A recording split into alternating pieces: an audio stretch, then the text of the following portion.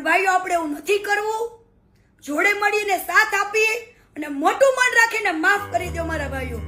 તો ભાઈ નમસ્કાર મિત્રો, ફરીવાર એક નવા વિડીયોમાં તમારું સ્વાગત છે। મિત્રો વાત કરીએ તો હાલના ટાઈમમાં તમને બધા લોકોને ખબર છે કે જ્યાં મેટર હોય ને કીર્તિ પટેલને પડવા જોઈએ, પરંતુ મિત્રો આ મેટરમાં કીર્તિબેન પટેલ તો પડ્યા છે, પરંતુ મિત્રો પછી તમારે રૂપાલાની સાથે મિત્રો છે, અથવા એમ કીધું તેની તરફથી માફી માંગીને મિત્રો બધા ક્ષત્રિય સમાજ લોકોને એવું કહે છે કે આવું ભાઈ કરવામાં મિત્રો બધા જ લોકો મિત્રો એમ કીધું હિન્દુ છે, પરંતુ મિત્રો હાલના ટાઈમમાં પડશે તો ભાઈ રૂપાલા સાથે જે થઈ રહ્યું છે મિત્રો તેને ભાઈ ભૂલ કરી છે મિત્રો 3 થી 4 વાર માફી પણ માંગી લીધી છે, પરંતુ મિત્રો હાલના ટાઈમમાં તેને માફી આપવામાં આવી નથી।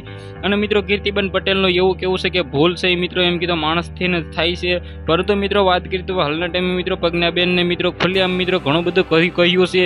તે વિડીયો તમારે જોવો હોય તો કીર્તિબેનની આઈડીમાં તમે જોઈ શકો છો। અને હાલના ટાઈમે મિત્રો કીર્તિ પટેલનો વિડીયો સોશિયલ મીડિયામાં વાયરલ થઈ ગયો છે।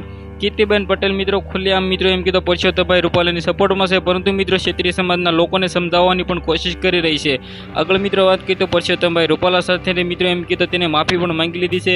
મિત્રો વાત કરીએ તો પરસોત્તમભાઈ રૂપાલાએ ઘણીવાર માફી માંગી છે, પરંતુ મિત્રો ક્ષત્રિય સમાજના લોકો તેને માફી આપતા નથી।